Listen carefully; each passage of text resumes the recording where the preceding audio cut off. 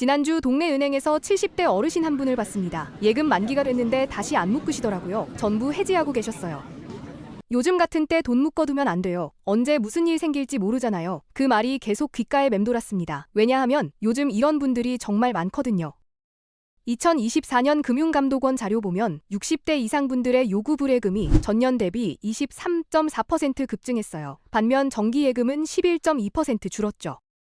근데 더 흥미로운 건 이 돈이 은행에만 머물지 않는다는 겁니다. 증권사 CMA로 무려 100조 원이 넘게 이동했어요. 도대체 왜일까요? 작년 가을 아는 형님 한 분이 갑자기 수술을 하게 됐습니다. 급한 건 아니었는데 병원비가 필요했죠. 그분은 예금을 깨야 했어요.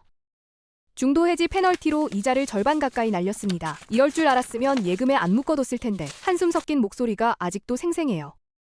그분만의 문제가 아니었습니다. 주변을 보니까 비슷한 상황을 겪는 분들이 의외로 많더라고요. 지금 우리는 어떤 시대를 살고 있을까요? 한국은행이 2025년 하반기에 발표한 경제 전망 보면 2026년 성장률을 1.8%로 잡았습니다. 최근 10년 중 가장 낮은 수치예요. IMF나 세계은행 같은 국제기관들은 더 비관적이죠. 한국 경제가 장기 저성장 국면으로 접어들었다고 평가하고 있어요. 부동산 시장은 얼어붙었고 주식시장은 하루가 멀다 하고 요동칩니다. 작년에 삼성전자 샀던 분들 지금 어떤 심정이실까요? 코스피는 2400선도 위태롭고 개인 투자자들 손실이 눈덩이처럼 불어나고 있죠. 전문가들이 하나같이 말합니다. 지금은 수익 내려고 애쓸 때가 아니라 손실 막을 때다. 이게 무슨 뜻이냐면요. 이것저것 투자하다가 원금까지 까먹느니 차라리 안전하게 지키면서 조금이라도 이자 받는 게 낫다는 겁니다. 그런데 많은 분들이 착각하는 게 있어요. 안전하게 지킨다는 게 은행 입출금 통장에 넣어두는 걸 의미하지 않습니다. 왜냐하면 지금 은행 입출금 통장은 사실상 돈을 죽여두는 거나 다름없거든요. 물가는 매년 3% 이상 오르는데 이자는 거의 제로니까요. 그렇다고 어디 투자하자니 너무 무섭고 예금에 묶자니 급할 때 어떡하죠? 바로 이 딜레마를 해결해주는 게 있습니다. 현재 시중은행 입출금 통장 금리가 얼마인지 아세요? 평균 0.1%입니다. 1천만 원을 1년 넣어둬도 이자가 고작 1만 원이에요. 세금 떼고 나면 8천 원 남습니다. 한 달에 670원 꼴이죠. 이게 말이 됩니까? 작년 물가 상승률이 3.6%였어요. 돈의 가치는 계속 떨어지는데 이자는 거의 없다는 겁니다. 그러니까 사람들이 깨닫기 시작한 거예요. 아, 이러면 안 되겠구나.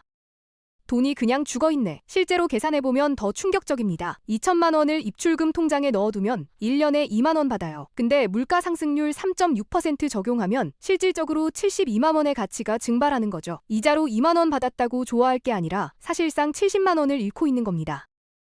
하지만 동시에 이런 생각도 들잖아요. 그렇다고 어디 투자하자니 너무 무섭고 예금에 묶어두자니 급할 때 어쩌지? 30대 김 과장님이 딱 이 경우였습니다. 결혼 자금으로 5천만 원을 모았는데 언제 쓸지 모르니까 그냥 입출금 통장에 넣어뒀대요. 1년 지나고 보니까 이자가 5만 원이더래요. 커피값도 안 되더라고요. 그때 정말 허탈했습니다. 그분만 그런 게 아니에요. 주변에 물어보면 대부분 비슷합니다. 돈은 있는데 어디 둘지 몰라서 그냥 통장에 쌓아두고 있는 거예요. 근데 이게 사실은 가만히 앉아서 돈을 잃고 있는 거나 마찬가지거든요. 바로 이 딜레마를 해결해주는 게 CMA라는 겁니다. 돈을 묶지 않으면서도 이자를 제대로 받을 수 있거든요. 언제든 쓸 수 있고 동시에 매일 이자가 들어오는 통장이죠. CMA가 도대체 뭘까요? 어렵게 생각하실 필요 없습니다. 증권사의 입출금 통장이라고 보시면 돼요. 은행에 가면 제일 먼저 만드는 게 입출금 통장이잖아요. 증권사에서도 거래하려면 통장이 필요한데 그게 바로 CMA예요. 캐시 매니지먼트 어카운트, 직역하면 현금 관리 계좌입니다. 그런데 이 통장이 일반 은행 통장과 결정적으로 다른 게 있어요. 매일매일 이자를 줍니다. 아무 조건 없이요. 은행 입출금 통장은 0.1%밖에 안 주는데 CMA는 현재 2%에서 2.9%까지 줘요. 한 10배에서 29배 차이 나는 거죠. 게다가 입출금이 완전히 자유롭습니다. 예금처럼 묶이지 않아요. 오늘 1,000만 원 넣었다가 내일 급하면 전부 빼도 됩니다. 페널티 없습니다. 이자는 하루만 넣어둬도 그 하루치를 줘요. 자동이체도 되고 체크카드도 만들 수 있습니다. 은행 ATM에서 입출금도 자유롭고요. 그러니까 일상생활에 아무 불편함이 없다는 겁니다. 퇴직하신 박 사장님이 이렇게 말씀하셨어요. 나는 공과금, 보험료, 생활비 전부 CMA에 넣어두고 자동이체 걸어놨어. 어차피 쓸 건데 하루라도 더 이자 받으면 좋잖아. 정말 똑똑한 방법이죠. 실제로 계산해보면 1천만 원 기준으로 은행 입출금 통장에 넣어두면 1년에 1만 원 받고 CMA에 넣어두면 20만 원에서 29만 원을 받습니다. 차이가 20배에서 29배예요. 한 달이면 17,000원에서 24,000원 정도 되죠. 밥 한 끼 값이 나옵니다. 그냥 통장을 바꾸기만 하면 되는데 말이에요. 5천만 원이면 연간 100만 원 이상 차이가 나는 거예요. 아무것도 안 하고 통장만 옮기면 되는데 안 할 이유가 없죠. 그런데 여기서 궁금해지죠. 어떻게 증권사가 은행보다 더 높은 이자를 줄 수 있는 걸까요? 뭔가 위험한 거 아닐까요? 그 이유를 알려면 CMA의 종류를 이해해야 합니다. CMA는 크게 4가지 종류가 있어요. RP형, 발행어음형, MMW형, MMF형입니다. 이름만 들으면 복잡해 보이지만 하나씩 풀어보면 별거 아닙니다. 가장 많이 쓰는 게 RP형인데요. 스마트폰으로 비대면 계좌 만들면 자동으로 이게 만들어집니다. RP는 환매 조건부 채권이라는 뜻이에요. 쉽게 말하면 이렇습니다. 내가 100만 원을 RP형 CMA에 넣으면 증권사는 그 돈으로 국채나 우량 회사채 같은 안전한 채권을 삽니다. 그리고 그 채권을 나한테 담보로 맡기는 거예요. 이거 담보로 맡길 테니까 며칠 후에 이자 얹어서 다시 살게요. 이런 약속을 하는 거죠. 나는 채권을 담보로 잡고 있는 대가로 이자를 받는 겁니다. 현재 RP형 금리가 대략 2.2%에서 2.75% 정도 돼요. 미래에셋증권 같은 경우는 1천만 원까지 2.75%를 준다고 하더라고요. 그럼 혹시 이런 생각 드시죠? 그 담보로 잡은 채권 발행한 회사가 망하면 어떡하지? 걱정하실 필요 없습니다. 대부분의 증권사들이 국채나 AAA 등급 이상의 최우량 채권만 담보로 써요. 한국 정부가 망하거나 삼성전자가 망할 확률보다 은행이 망할 확률이 더 높을 수도 있어요. 그 정도로 안전하다는 겁니다. 발행어음형은 RP형보다 금리가 조금 더 높습니다. 2.5%에서 2.9% 정도 되죠. 이건 증권사가 직접 어음을 발행해요. 당신이 100만 원 주면 우리가 며칠 후에 이자 붙여서 갚을게요 라고 약속하는 종이를 주는 거예요. RP형처럼 담보 채권이 있는 게 아니라 증권사의 신용만 믿고 돈을 맡기는 겁니다. 그래서 금리가 더 높은 거죠. 위험도 조금 더 높냐고요? 이론적으로는 그렇습니다. 하지만 실제로는 크게 걱정할 필요 없어요. 왜냐하면 발행어음은 아무 증권사나 다 취급하는 게 아니거든요. NH투자증권, 한국투자증권, 미래에셋증권, KB증권 4곳만 가능합니다. 다 신용등급 AA 이상인 초대형 증권사들이에요. 이런 회사들이 망하려면 한국 경제가 IMF보다 더한 상황이 와야 합니다. 작년에 한 지인분이 RP형에서 발행어음형으로 바꾸셨어요. 5천만 원을 옮겼는데 금리 차이가 0.4% 정도 났습니다. 1년이면 20만 원 차이죠. 그냥 스마트폰으로 클릭 몇 번 했을 뿐인데 20만 원이 생기네. 그분 말씀이 인상적이었어요. 만약 여러분이 지금 이 4증권사 중 한 곳에 RP형 CMA를 갖고 계시다면 모바일 앱에서 간단하게 발행어음형으로 변경할 수 있습니다. 딱 2분이면 돼요. MMW형과 MMF형도 있는데 이건 조금 더 특수한 경우입니다. MMW형은 증권사들끼리 돈을 주고받는 한국증권금융이라는 곳에 예치하는 방식이에요. CMA 중에서 가장 안전하다고 볼 수 있죠. 금리는 비슷한데 매일 이자를 복리로 계산해서 장기로 보면 조금 더 유리합니다. 단점은 모바일로 가입이 안 되고 신분증 들고 증권사 영업점에 직접 가야 한다는 거예요. MMF형은 펀드 상품이라 수익률이 시장 상황에 따라 변동됩니다. 지금은 대략 2.3%에서 2.7% 정도 나오는데 이것도 나쁘지 않죠. 각자 상황에 맞게 선택하시면 됩니다. 중요한 건 어느 걸 선택하든 은행 입출금 통장보다는 훨씬 낫다는 거예요.